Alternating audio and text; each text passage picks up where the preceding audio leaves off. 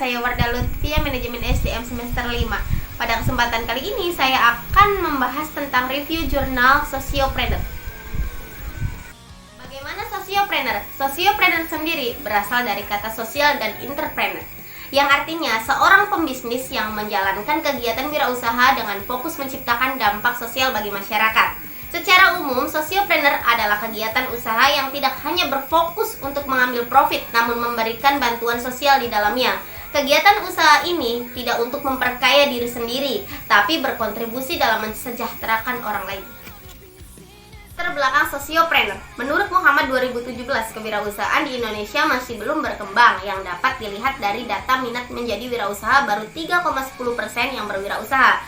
Data tersebut sangat kecil dibandingkan dengan Singapura yang mencapai 7%, serta Cina dan Jepang yang sudah di atas 10%.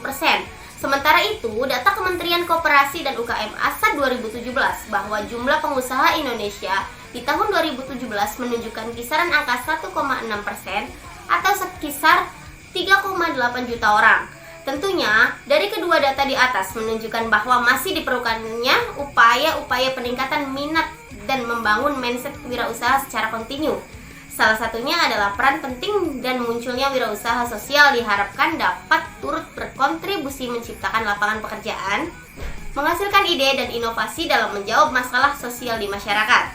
Keberadaan wirausaha sosial memiliki peran dalam membangun ekonomi karena mampu memberikan daya cipta nilai-nilai sosial maupun ekonomi. Sukses atau tidaknya seorang wirausaha sosial dapat dilihat dari dampak yang mereka ciptakan di masyarakat. Hal menarik dari profil Sociopreneur muda Sanggar ASI yang menjadi fokus penelitian mampu memunculkan bentuk bisnis sosial yang berorientasi pada kebutuhan dan kepentingan kaum perempuan. Selain itu, wirausaha sosial bekerja dengan asumsi dasar bahwa masyarakat memiliki potensi dan sumber daya yang mumpuni untuk memberdayakan diri mereka sendiri. Dalam hal ini, peneliti tertarik melacak lebih lanjut profil dari Sociopreneur muda, khususnya perempuan yang mampu menciptakan dan bertindak sebagai agen of social change, sehingga dapat melakukan terobosan-terobosan untuk menyelesaikan masalah sosial. Masalah ketidaksetaraan atau ketidakadilan gender perlu dipecahkan melalui pemberdayaan perempuan, terutama di bidang ekonomi.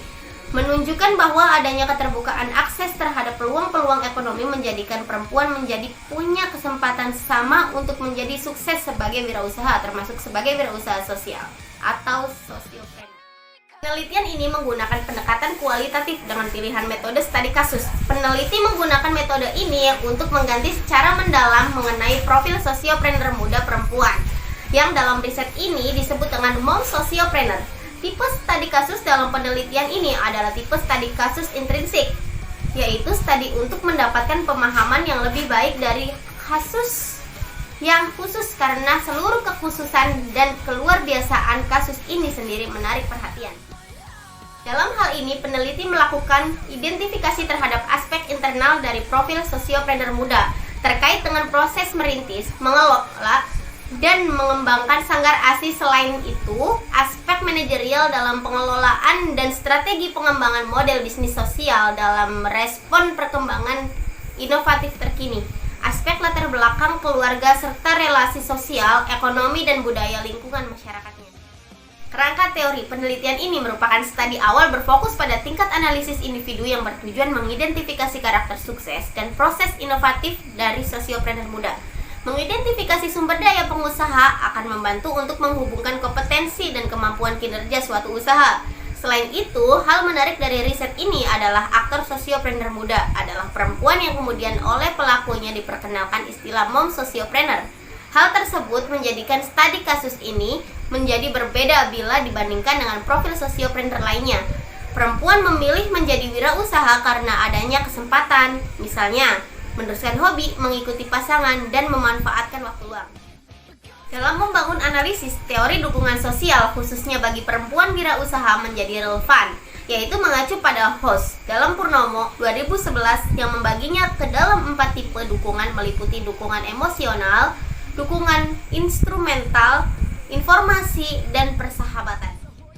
Analisis dan pendapat mengenai potret dan dinamika mom Sociopreneurs. Pertama, keyakinan sebagai kekuatan visi memasuki dunia kewirausahaan sosial. Kewirausahaan sosial menurut Muhammad 2017 merupakan interaksi dan keahlian, kontrol terhadap internal, perencanaan dan penentuan tujuan, pengambilan resiko, inovasi, persepsi akan realita, mengambil keputusan, penggunaan umpan balik, hubungan dengan orang lain, dan kemandirian. Pengalaman sosiopreneur muda yang selanjutnya disebut dengan mom sosiopreneur Sanggar ASI, bagi beberapa orang keyakinan ini berasal dari keyakinan yang sadar, tumbuh secara intuitif dan perlahan ketika mereka mengejar berbagai jenis pekerjaan sampai turun pada panggilan yang mengekspresikan nilai-nilai dan bakat mereka. Dari sinilah Sanggar ASI memberikan layanan konseling menyusui, memberikan informasi yang benar dan relevan serta support sistem terpadu. Selain itu, mom sosiopreneur Sanggar ASI sebagai pengusaha memiliki kecenderungan menjadi pengamat yang baik terhadap perubahan yang terjadi di lingkungan sosial masyarakatnya. Pendapat ini menunjukkan adanya kemampuan dari mom sosiopreneur Sanggar ASI dapat mengidentifikasi kebutuhan orang lain atau masyarakat sehingga dapat memahami motivasi mereka dan menyatukan mereka menjadi tim yang efektif dalam menjalankan kegiatan bisnis sosial secara berkelanjutan. 2. Merancang solusi dan berfokus pada nilai sosial. Pendapat Bornstein 2006 yaitu salah satu tanda wirausahawan sosial adalah bahwa mereka bersikap realistis tentang perilaku manusia. Dengan konsep wirausaha sosial, menurut Raisika 2018, Sanggar ASI mampu melakukan berbagai kegiatan dan program sosial gratis kepada masyarakat dengan kemandirian usaha. Keuntungan yang didapat dari kegiatan bisnis Sanggar ASI selain diputar kembali untuk biaya operasional usaha, pengembangan SDM dan kompetensi tim juga digunakan untuk mempunyai semua kegiatan sosial Sanggar ASI. Dalam konteks ini, keberadaan Sanggar ASI juga menjadi solusi bagi masyarakat terkait penciptaan lapangan kerja yang peduli pada kebutuhan dan kepentingan kaum perempuan. Implementasi konsep employer volunteer pada Sanggar ASI telah berhasil memfasilitasi perempuan memperoleh pekerjaan dengan mendapatkan gaji sebagai imbalan atas perannya sebagai employer, mengelola bisnis Sanggar ASI di saat yang bersamaan difasilitasi menjadi volunteer dalam mengampu program-program layanan sosial Sanggar ASI.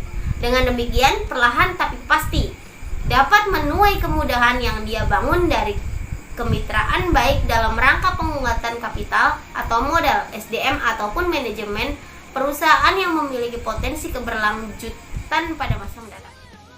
Ketiga, mengelola inovasi dan jaringan untuk pertumbuhan bisnis sosial. Era globalisasi dan kemajuan teknologi informasi telah membuka banyak peluang usaha karena transfer pengetahuan semakin cepat pada satu pihak dan menjadikan persaingan semakin ketat pada pihak lain.